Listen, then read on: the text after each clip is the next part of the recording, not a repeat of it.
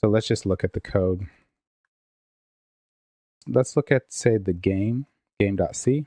Syntax highlighting looks amazing, yeah, but let's just look at it.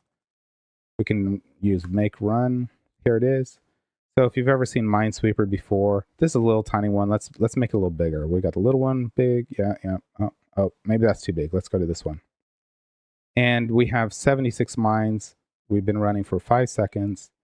We can have more mines if we want, but let's just look at this. So I'm going to mark a mine here and here. And I know this is a mine, so I'm just going to hit it.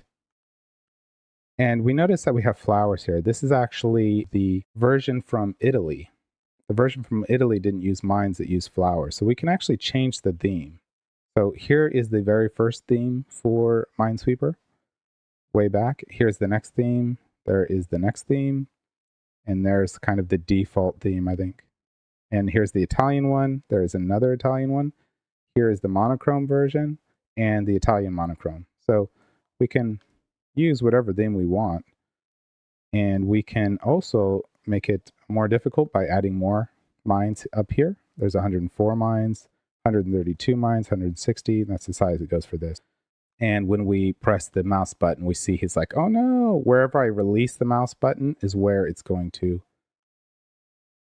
So if I release it over here in the corner, that's where it went. Now this showing the whole all the mines right here, this is a bug. So again, this is just pre-code, but I just wanted to kind of show you a project running. Let's exit this. Okay, so I'm gonna exit out of this, and let's look at a C++ file. So I have Yellow Snow set up. So in here, let's go into game CPP. If you just want to see this running, say make run. And it's already been compiled before this video, so, and that's it running.